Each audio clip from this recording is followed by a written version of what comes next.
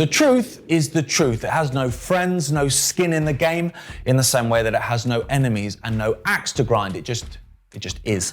And when you speak the truth, it rolls off the tongue in a different way. It feels different. You know when you're lying, you know when you're being dishonest. It doesn't feel quite right. It has that sort of slightly off taste, even if you're doing it for the right reasons.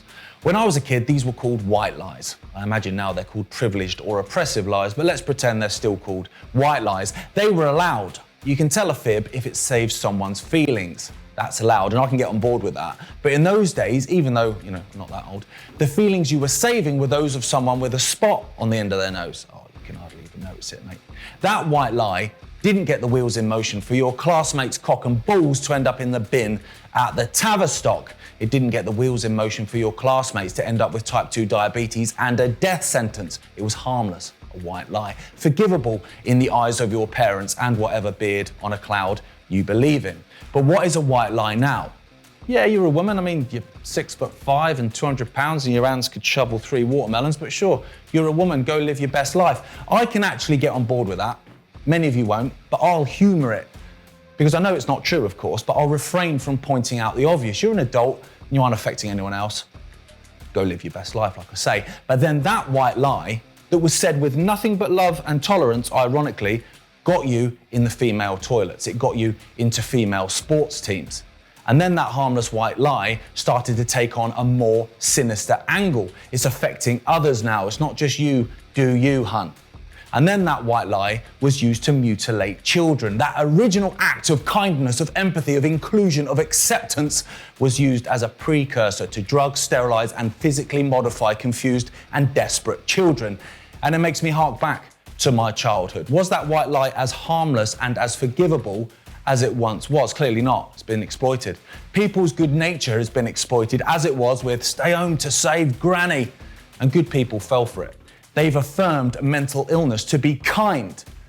The author Cormac McCartney, he died this week, and he put it best in The Counsellor. You don't think that's a bit cold? I think the truth has no temperature.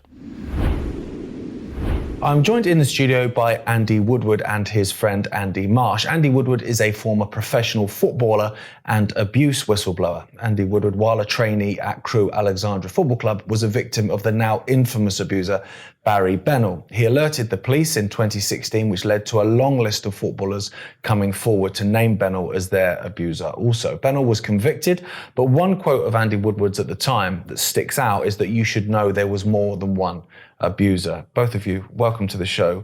Did you always want to be a footballer? Did you always know that was your path? Yeah, it was from a very young age. As a young child, I always had a ball under my arm, and my dad always he played football when he was younger, and I watched football with him, and it was my passion really from being in primary school. To get a gig at Crewe, it was pretty prestigious. For people around the world that don't know, Crewe, they're not a huge football club, but they're a big feeder club for young players, aren't they, to big clubs like Liverpool and Manchester United. So it's quite prestigious that you're there. But how early did the abuse start? Was it as soon as you walked in? I mean, initially, Bennell was at Manchester City, and that's where I was initially. For the first couple of months, I started at Manchester City. But then he transferred from City and went to Crewe. So he took our team with him. So my initial start was at City and then went over to Crewe. So was anything happening at City at that point that alerted you that this guy's not right? Well, yeah, it was only within about 3 or 4 weeks. And the grooming process started, as I didn't know then, but I do know now. And he'd just start tipping up at my mum and dad's. And just saying, I'm just in the area. And that was his grooming process there, to start with the parents first. Really? Yeah, and he then, within a few weeks, said that, just to enhance my football, about staying at weekends, and I could go to City game with him or extra training. And that's how he got into the process of grooming my parents first. And then the abuse pretty much started within 2 weeks. So how did that feel? It's a stupid question, but you must have been pretty confused as a kid as to what is going on. I mean, the one thing, when you're age 10 or, they say from the age of 4 to 8, quite a lot of abuse victims can't remember. They have no recollection, but their path of life is similar or the same as what myself. But at 10, I did remember everything. And, you know, it's a case of the empowerment that they have, you freeze. Is that what happens, is it? That you just feel like helpless against it? Yeah, completely helpless. So did you alert anyone? You say you were 10 and you knew what was going on. Did you alert anyone at that point? No, zero. I know the abuse victims will, you know, some people wait until in the 20s, 30s, 40s, 50s, some people in the 60s and 70s. Some people will take it to the grave. Some people will never speak about this. So it's that empowerment and power they have over you that it was not something that I could speak about. Were other players in a similar situation as well? Yeah, because for me, what his method of, he'd choose 2 out of the team, most vulnerable ones or the ones that the parents that he could groom, and then the rest we'd go on, you know, trips out as a team. And yeah, you could physically see that he was under the covers, touching other players. It's one of those things, like, I'm quite open-minded and very rarely am I surprised by stuff in this world, but this subject, I still can't compute it. I mean, was that something that you had to go through? You almost had to, just to try and process exactly what is happening? Yeah, it's a long process. I mean, I've had 20 odd years of therapy to actually get the realization and understand it. I mean, now I've had the latest therapist. He said you could do my job and many more without even thinking about it, because it's about understanding the mens rea of what they do and why they do it. And also the understanding that it's not your fault as a child. And those are the 2 categories that is the most difficult thing, because it's always why, and you feel to yourself that it's your fault. And it's that acceptance that it's not your fault as a child. That's number 1. And number 2 is understanding what these people are. Because, you know, the devastating life sentence that they give you and the judicial system around the world is terrible, but it's a life sentence. And I can tell you that. Well, how would you describe Benel then? Because he's not a human, because there's no humanity there. But no. You know, is it almost like he's almost like a demonic? That's exactly how I put it. A demonic, satanic human being that shouldn't even be on this planet, but is. That they are also very, very clever, methodical people that know exactly what they're doing. So would any of the other coaches and staff around the club, would they not pick up on any of this that was happening? Would they not even, you know, sometimes you get a gut feeling, you know, you meet someone, you're like, "Do you know what, I don't like him." Yeah. Was that not happening? That was there. It was around the club, you know, the amount of boys that stayed at his house, the amount of, you know, words that were said at different football clubs, professional clubs, within the first teams, within the players, within the staff. You know, other football clubs were all talking about it, but nothing happened. Why do you think that was? Because, you know, after speaking up about this for a number of years, it's clear to see, number 1, there was a cover-up.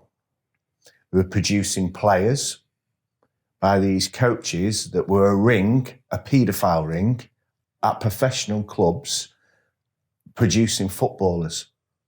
And greed, ego, and damn right, you know, satanic, were allowing that to happen within these football clubs. And there's more. The quote I said in the intro that I saw, and it really stood out to me, that when you spoke to The Guardian, I think it was in 2016, where you said you should know that there's more than one abuser. So there was a series of coaches at Manchester City at Crewe Alexandra. Yeah. I mean, for me, I did it. I had done my research, you know, ex-detective. I'd done it and I'd worked it all out at the football clubs that I'd been at. The tournaments were all held by the same, you know, the people that behind them, Southampton, Portsmouth, Celtic, you know, it goes on. And I've done more work around that. And it actually even touched all the Northeast clubs. It was a circle, and a paedophile ring. How rife is this? And do you think that this still happens now? At the professional clubs, because of, you know, the the magnitude of what I did, and it did go global and it went around the world. I've been in every country, in Europe, to Australia, to America, Brazil, Colombia, you name it. Now, in the lesser clubs in this country or at club level, who knows? Because they can slip. Right. It's like online. They can slip in. But top professional clubs, the safeguarding now, so say by the FA, which they don't do near enough. Who knows? They can slip through. How did your life change then in 2016 when you went to the Guardian and this whole thing exploded? Because I remember it at the time. It was huge. Yeah. I mean, I was told it was the biggest tidal wave in football's history. And looking back on it now, Gareth, what I have been able to reflect on it, it's took me 7 years, but to reflect on it, what I can say is that I was treated like a piece of meat in 2016 because this went global and I had every reporter and everybody constantly at me to do interviews. There's nothing about my well-being I was doing 10 and 11 in one day. Nobody was checking if I was okay, right? Which I have learned that, but I had to do it. I had to make it as big as I could, not for my own ego or greed, just to help other people and to stop it happening. Yeah, and to be heard, because they weren't going to put a lid on me. What did the FA do about it? I know obviously Bennell got convicted, but what did they do? Or was it just a whitewash, a case of, we've got some horrendous headlines here, let's just act like we're doing something, and then... They did it strategically, and I've looked back on what they actually did, and what they did is they had me in their offices first thing because they had Sky News, BBC, ITV, Channel 4, all outside waiting, big line of them, to say that they were going to help me, Greg Clark. And lo and behold, he's not here anymore, is he? Well, I wondered why. But that was just to feed me, to say, oh, we will help you, Andy. Yeah. But down the line, they've done everything they possibly can to silence me, shut me up. They are, what I could go on and on and on, but looking back on it now, what I can say is that the FA and PFA are an institute, and institutes are very, very powerful. With the other players that came forward, I think Paul Stewart was one of the most famous ones, wasn't he? He was ex-Tottenham, ex-Liverpool. Do you have any contact with them? Do they contact you? No, not anymore. I did do, and I even set up a huge. Well, at the time it was a massive foundation. I had like over 97 film crews in the Midland, but looking back on it now, within 3 weeks I've been taken off it. Right. And that hurts, but I also now have been able to understand why. So I distanced myself from anything that was linked to these institutes because they're wrong and truths are truths. Yeah. I didn't want to be a part of the non-truth. Why do you think the other players did then? Do you think it was a case of, because if an institution is investigating itself, you're not going to get to the truth, are you? No chance. No. But you might get 10% of the truth, and maybe they thought, oh, well, I'll take that 10%. Absolutely. And their principles were, and I've got nothing against any other player that's done whatever they've done, but they're, in regards to that, they're a big institute, the FA, and their reasons for doing what they've done for the FA or PFA are the right reasons, because they do want to help, But in regards to myself, not only did it go hugely global, but I'm all about truths. And I'm a bit of a warrior. Well, I am a warrior. I'll stand up to anyone. I don't care who or how big they are. That's fine. Do you think what you endured created that warrior in you? Because some people I can imagine crumbling and others coming out of it. Yeah. I mean, in respect to myself, I've had a number of times where I tried to take my life, and I do believe in the universe and I believe in my path of life. I've had it when it snapped completely, and how did I not die? Well, I'm here for a reason. And that path was set out for me. And that's why I'm still here. Now, in the last 7 years, the things that have happened to me, I shouldn't be here, but I am. Do you think this I guess this kind of snowball that you started in 2016, because I keep hearing things about, and you were speaking about it earlier, about other sports where this is getting investigated there. Do you think it is just going to explode? Yeah, I do. I feel like there's a bit of an epiphany going on in the world. And I do believe that it's starting to rumble, and we can see it globally. They're still trying to put a lid on it in some respects, from human trafficking to sex abuse or even any abuse within all sports, within the media, within the film industry, within the music industry. We can go on. It's a satanic world that we've lived in for generations, and that satanic world that we have had to endure for generations, and the millions, not thousands, millions of people that are no longer here, that will be reincarnated because they've done nothing wrong. But it's time for the shift from dark to light, and it's been waiting a long time. Do you think then, I always try and put a good spin on everything, if I'm honest, because it just helps you get through the day. Yeah. So the fact that all this stuff is coming out, and it is so dark, and it is, it is horrible, but that actually that's the only way we get to the light. Is by bringing out the dark. Yeah. Of course it is, completely. And you know something, it's like, this, I have a saying, and my late partner had it: like-minded people collaborate together to change the world. And these groups and groups of people that are doing everything they can to bring some light here. And, I'm a part of a load of them that I can see it. And I'm now I actually feel that there's a lift. Yeah. I can feel that there does seem to be a shift. To go back to Benoit, I saw a couple of bits, because obviously when I knew I was going to be talking to you, I thought, I'll have a look at and kind of try and refresh my mind. Obviously I remember when it happened. But was it his brother was a murderer as well? Yeah, that's a story that my family have had to endure. And one thing I can say to you is, when I talk to you about the universe and paths of life, when you look at it, before I was born in 1971, my mum's sister, Linda, was followed down Kingsway in Manchester, and she was murdered 9 months pregnant. And that was by a man called Ronald Burnell. And lo and behold, I only found out when I gave a statement in 1997 that Ronald Burnell was Barry Burnell's cousin.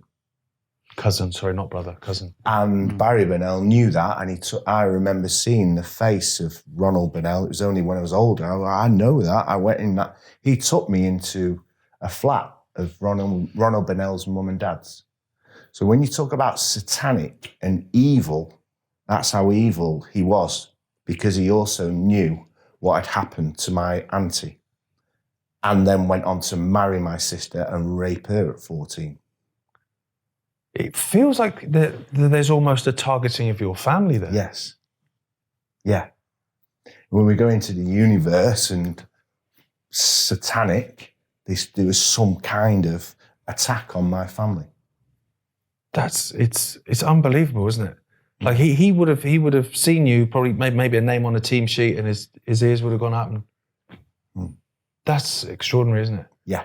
Because that's not something that you would read about in The Guardian. No. Or anything like that. No. And did the film with the BBC, which they took down, by the way, and they were always going to take it down and get rid of it and park it. They wouldn't touch on that. They wouldn't touch on any of it. But eventually, I believe in my path that I will do something, because I'm speaking to people in America now. And I do want to do something, a truth. Yeah. Not a BBC floodlights, because we'll tell you how to do it. A truth. What was your experience like with the BBC then? When you say like horrific. Horrific. And they know it. And I've documented everything down for the last 4.5 years. I'll give you one incident that, they have a duty of care of people. When they're making a film about somebody in child abuse, when you have to do a screenwrite and you're doing it for 9 till 6, 7 every day, and one night your head's gone and you end up being sexually assaulted that night, and they get you back in the following morning at 9 o'clock, and they put a robe around me and said, "Come on, Andy, time to go again." That can't be right to humanity. And they knew? Yes. That's extraordinary. Well, it's not extraordinary at all. It's not. Nothing like that surprises me from a lot of these institutions. But the truth is truth. Of course. And I hope that story comes out through these people that you're talking to in America and stuff. In terms of a support network, is there something there for you, and is there something there for young footballers or young sportsmen and women now that should, heaven forbid, something like this happen again?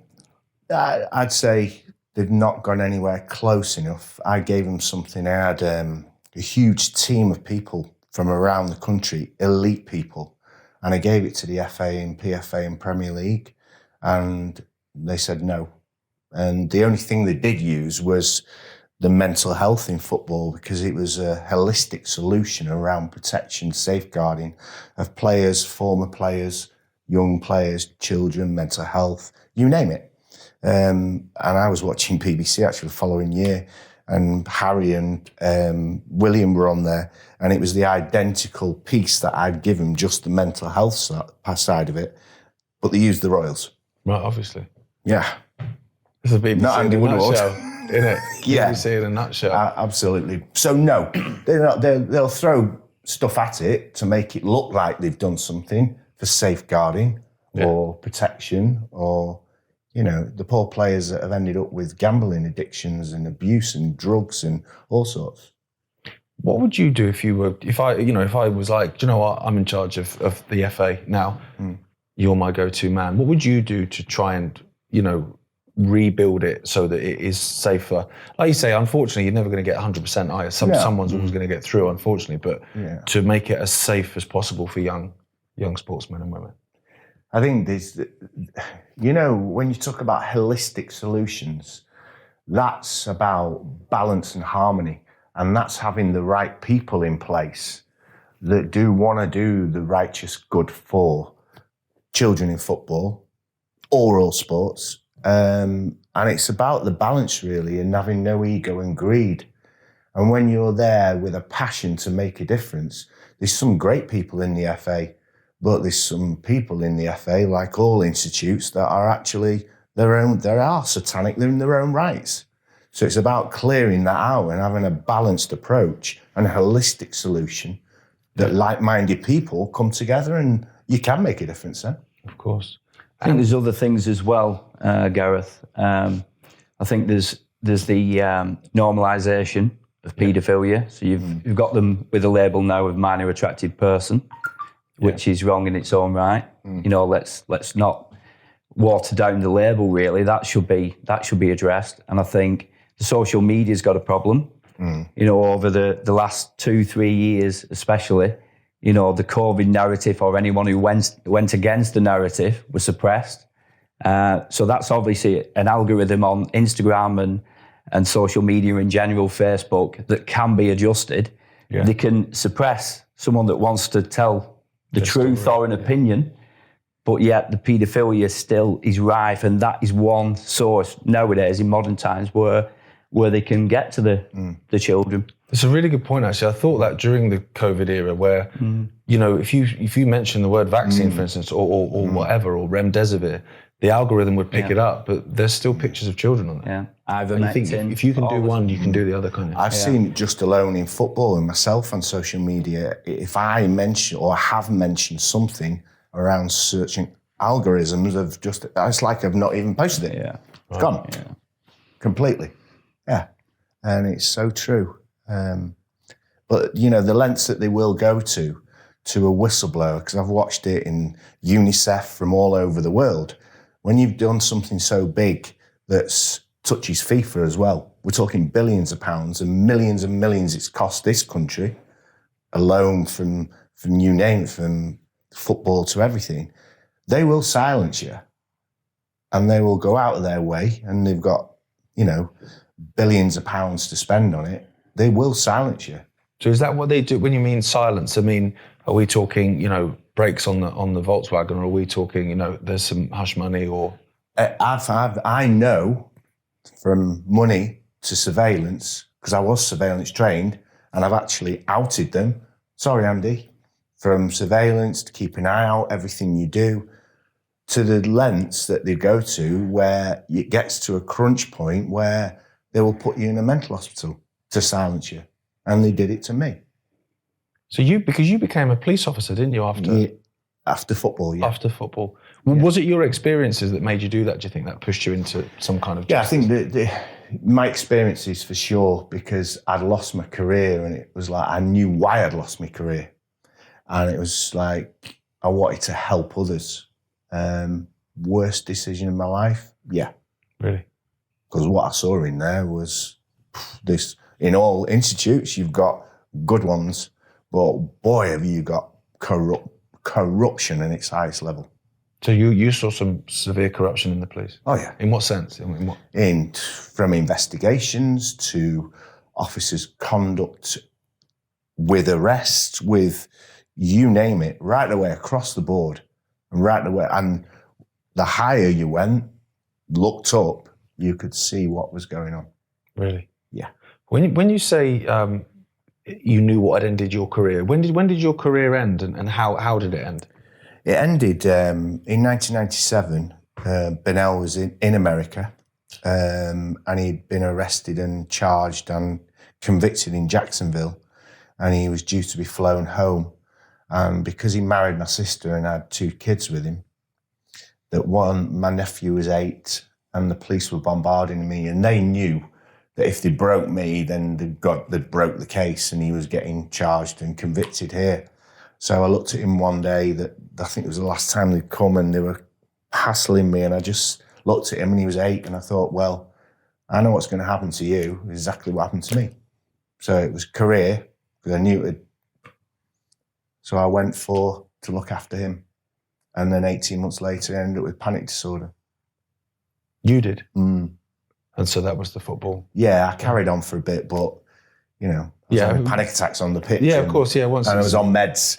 So once you're on meds, which, looking back, I wouldn't touch one now, but, looking at it, it was that, because it slowed my mindset down.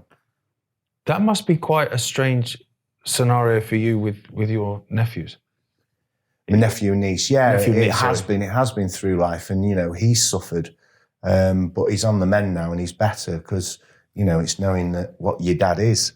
But they're both doing brilliant now. That's great. Yeah, doing brilliant. That's great. So but Bennell's in prison? 36 years, yeah. Would you ever look him in the eye, do you think? I did once. I did. I went to prison because that's another story. But I went to prison because I was trying to out-crew in 2003. And lo and behold, they had 4 barristers to my 1. And the powers that be didn't want it to come out. So that was when this abuse was still hidden? Yeah, yeah. Right. And I lost the case. And it was a no-win, no-fee. And they told me that it was 99.9%. They thought that I had a case to win. Well, 100% it was there.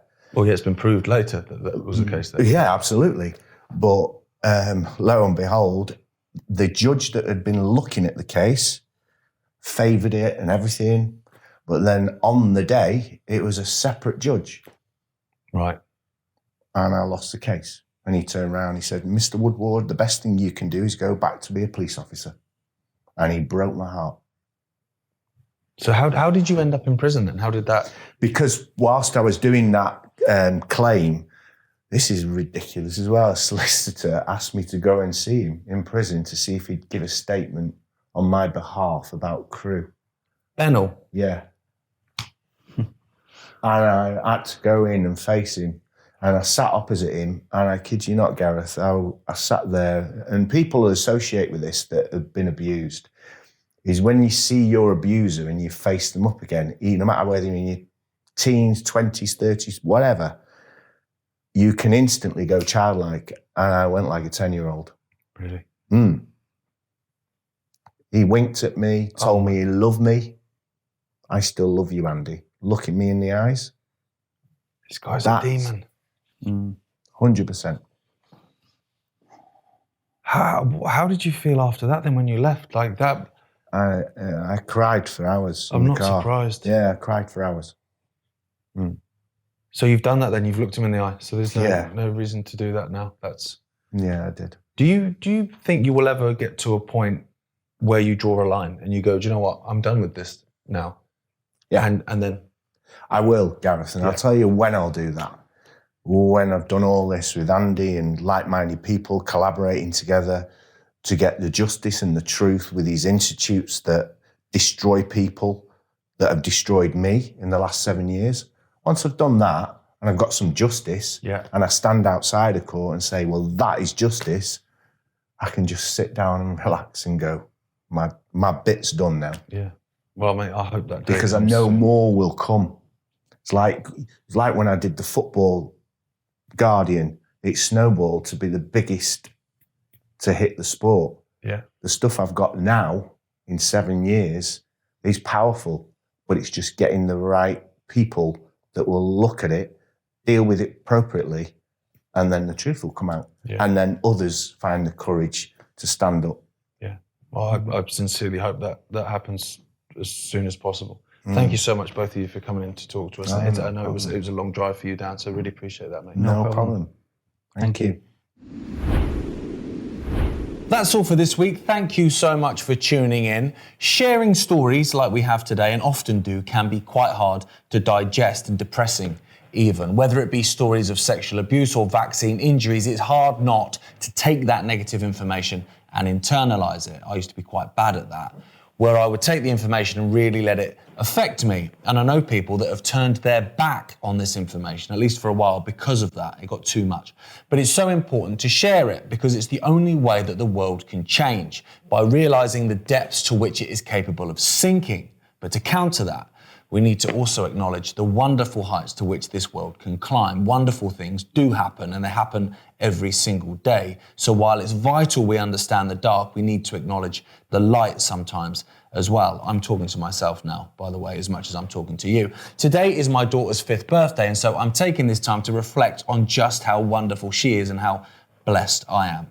Have a wonderful weekend, whatever you're doing. Good night.